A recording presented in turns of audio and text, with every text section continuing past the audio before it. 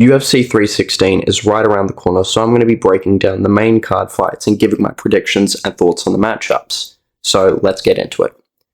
First fight of the main card is Kevin Holland versus Vicente Luque. Obviously, Kevin Holland down at welterweight is much better than he has at middleweight. He doesn't have to worry about being outsized or outmuscled or even out-grappled in this matchup. As Luque, while he is a very good grappler and has very good submissions, he is smaller than Holland and isn't really an offensive wrestler. He is mainly a counter wrestler, latching up dashes when people shoot in and during scrambles. So I don't expect grappling to play into effect. Now, Luque is a very catch and counter Muay Thai style of fighter. He will put up that high guard, he won't really move it, and he'll just take everything on the guard if he can, and he'll counter off of that. The thing is, though, Holland has such range at middleweight that even if he does tag Luque, he's going to be out of range for the return shot. I think Holland is very good at finding openings and landing big shots. He's a bit of a sniper on the feet, right? He can land massive shots, and with those long limbs, he can just do a lot of damage. And Luque has shown some vulnerabilities in his chin as of late, getting knocked out by Jeff Neal and Joaquin Buckley, and just frankly looking a bit declined in his performances. And yes, he did beat Themba Gorimbo, but Gorimbo is, not all that. And I know Holland just kind of went to a closest decision with Gunnar Nelson, but Gunnar does present that grappling threat, while Luque doesn't. And I think it's kind of a very good matchup for Holland to get back into the rankings. I see it being relatively interesting in the first round. They go back and forth. Luque maybe lands a few good calf kicks, lands some shots. Holland just kind of picking a range, jabs, teeps, maybe lands a good right hand that gets Luque a little bit wobbly, but then in the second round, he lands just a wild shot and puts Luque out. It'll be a bit unfortunate as Luque is a very entertaining fighter and a lot of people do like him, but I'm not going to sit here and say that I think Luque is, back at that top level. I don't think he presents the skills you need to beat a Kevin Holland. Of course, Jack Della was able to beat him on the feet with the boxing. Luque is miles behind the level of boxing that someone like Jack Della Maddalena is, or like Wonderboy, who can, kick at range and sort of present or kick the body and do a lot of different things. Obviously, I think the body kick would be a good target for Luque, but it just doesn't seem like he'll go for that, and I do not trust his chin enough to fight someone like Kevin Holland at welterweight, where his power is very good. So, Kevin Holland by second round, TKO. Now, the next fight is Patchy Mix versus Mario Batista. Now, a lot of people are saying that Patchy Mix just runs through him, and I do think Mix will win, but I think this is a very 50-50 fight. Mario Batista, for the most part, is very skilled. In the first round against Aldo, he pieced up Aldo on the feet, and he did very good at mixing up his shots and mixing up his takedowns. No pun intended. Actually, it was very intentional. But Mario is good. You watch this fight against Ricky Simone. He tees off on him like he puts on a clinic. He is really good. But obviously, he can be outstruck, he can be knocked out, he can be submitted. He does have weaknesses. And I think because of the backlash, Mario is going to come out a bit more aggressive in this fight. And I think Patchy Mix is going to he's a bit slower on the feet. Patchy isn't all that on the feet, right? He's going to be getting teed off on the feet.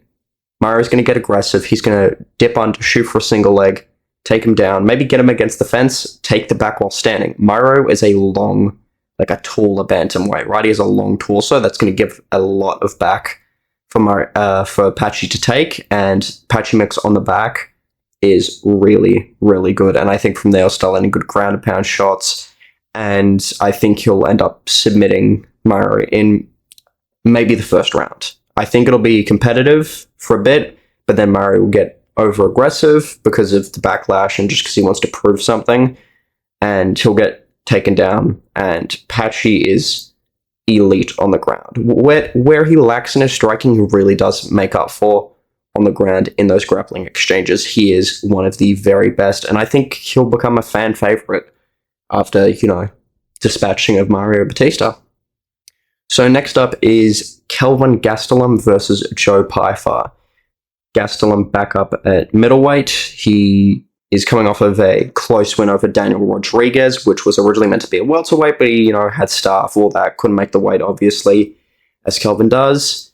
Joe Pyfer is coming off a win over Marc-Andre Barriou, I believe, and I can't trust Kelvin to convincingly win fights, especially in middleweight, right? If the guy has a big frame advantage over him, like, he can beat guys like Chris Curtis at welterweight in a very close fight because they have the same frame as him. He's not at that kind of disadvantage. Pyfer is a massive middleweight. And while he isn't the most technical, he makes up for it in his presence and his physicality. He lands big, hard shots, and he is just imposing. And I think Kelvin's going to have to give up ground to Pyfer, and I think Pyfer will kind of just eat whatever Kelvin has to throw at him. And if it does get a bit, messy for Pyfer and he is starting to get tagged with some big, big shots, I think that Pyfer's ground game is very good. Like, we've seen him grapple against Abdul Razak Al Hassan, we've seen him in grappling matches, and we've seen that Kelvin Gastelum doesn't really have any takedown defense anymore. Like, Kelvin's much, much past his prime, and I know that Joe Pyfer did kind of get, teed off on by Jack Hermanson, who disappeared and is coming back in June. But Hermanson, is a middleweight. He is a guy that consistently can perform and do good, and he is like a savvy type of veteran. Gastelum is a veteran, but he seems to struggle to find a crafty way to win, right? He still doesn't seem disciplined. He still doesn't seem in good shape, and he's just not organized as a fighter. I can't continue to trust Gastelum to win fights, and Joe Pyfer is super, super skilled. So I think Pyfer will actually knock Gastelum out. Gastelum can be dropped, and he can be hurt, but I don't think he's going to be put out cold. I think he's just going to be overwhelmed by the power. He's going to get clubbed around, and he's going to get dropped a few times, and it's not going to be like, oh, he's out. It's just he's going to take shot after shot after shot, and he's going to have to go down because they are concussive, clubbing shots. And I do think Pyfer will get the, KO, TKO. Maybe, I want to say third because, again, Kelvin's chin is still very good, but I do see Pyfer winning this fight and winning it fairly convincingly. So now for the co-main event, Juliana Pena versus Kayla Harrison. Now, in theory, Kayla Harrison should win. She's incredibly, incredibly strong. She has great grappling.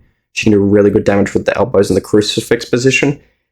And Juliana Pena straight up is not good at MMA. She isn't. I'm not going to sit here and pretend like the highest level of women's bantamweight is that good. It's not.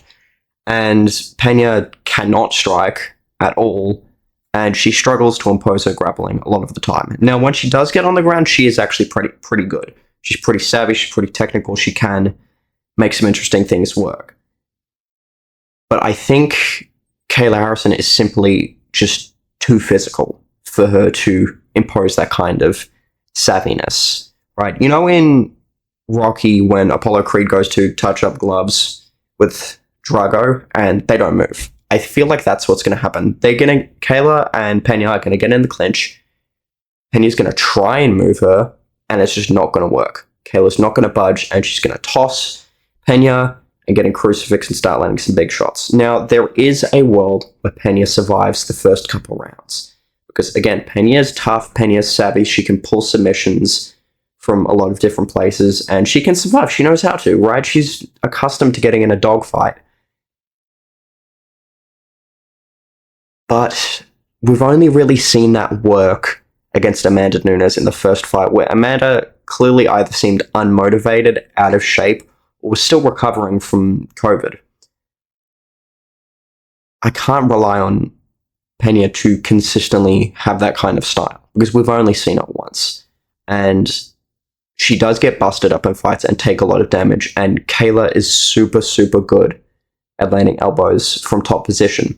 So I do see Kayla winning this fight by being physical, landing some good elbows, and honestly, it's the only interesting thing to happen in the women's bantamweight division, because if Pena wins, what's next? Amanda's not going to come back to fight Pena for a third time.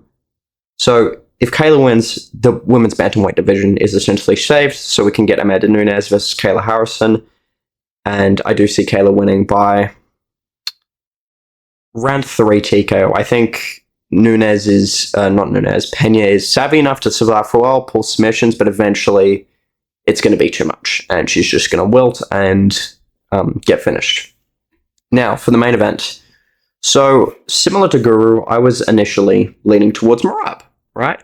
But then I wanted to do a video about, Sean O'Malley's paths to victory. And I started looking into it a bit more. And I'm sitting here thinking, okay, it's pretty clear that O'Malley looked very, very off. And he looked uncomfortable. He was very passive on the feet, even though he's confidently defended takedowns from Aljamain Sterling. And in the 5th round, he was able to hurt Merab, and he didn't follow up. Something straight up just looked off with O'Malley, right? When I was watching it initially, I'm like, what is O'Malley doing? And you then look and you realize, okay, he had a pretty severe hip injury.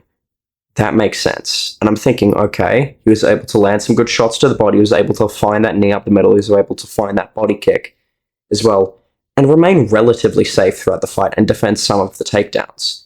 Merab doesn't have insanely threatening ground and pound or power or submissions. O'Malley isn't at risk of getting finished in that fight. So if his body allows him to, which if he's not injured, I know it will, he can put caution to the wind to try and get up. And I think if O'Malley makes some adjustments with committing to the teep as an aggressive weapon and targeting the body and going up to the head, mixing up his shots, I think O'Malley can actually present some very interesting problems for Merab. And I do actually think he can win. And obviously, there is the risk that Merab just goes out there and, ragdolls him. But I don't really see that happening, because that fight with Merab was relatively close. It's similar to the Umar versus Merab fight as well, where Umar will do good at some rounds and then some of them are really close, but because Merab taunts and the body language, it looks like Merab's dominating. When in reality, O'Malley probably, there's a good argument for O'Malley winning 2 rounds out of the 5, which is pretty good. And O'Malley did survive. He was landing some shots. O'Malley has a lot more room for improvement where he can, make adjustments than Merab does. Merab is going to be like, oh, I just keep doing what I'm doing. I've already fought O'Malley before. I'm not that interested. O'Malley can do so many things differently. And O'Malley's a guy in MMA that he thinks. He's not just a fighter, right? He can grit down on the mouthpiece and throw down when he needs to. But he's a thinker. He game plans well, he makes good reads in the fight, and he can adjust really, really well, and he's really good at finding openings on the feet. And after seeing how he was able to hurt Merab, land those body shots, land those knees, I really have to think that O'Malley can find those shots with another 25 minutes, because 25 minutes is a long time, and O'Malley does and can carry his power later on in the fight. You saw him hurt Cheeto badly in the 5th round. You saw him rock Yan in the 3rd with a knee up the middle and the left hand. He can cause damage later in the fight, even if he is tired. And again, O'Malley seems to have come in healthy. He seems pretty focused, pretty disciplined. Of course, he always is going to be, but he seems to put a lot more emphasis on that in this camp. And Merab is also a guy that always comes in with some kind of infection, injury, cut, and there is going to be a day that catches up to him. And whether that be, this weekend, I'm not sure. But I actually think O'Malley will win this fight by 2nd round TKO. I think he'll land that body shot. He'll get in close. He'll stuff a takedown. He'll go right hand to the body, left hook up top, rock Merab, and then land a good knee that probably drops or nearly puts out Merab, and he will get the finish. And yeah, I'm actually a lot more excited about this fight now leading into it as, studying O'Malley. I've realized, okay, he actually has a good chance at winning this fight. Obviously, it's a bit of a hotter take, right? Not everyone's going to agree with it. I'm going to look like an idiot if Merab wins, and that is completely fine. I will take that on the chin. But let me know your thoughts on the card in general, all the different matchups, how you see the main event going, how you see the co-main event going. So just let me know. You guys know the drill. Like, comment, subscribe, and I'll see you later.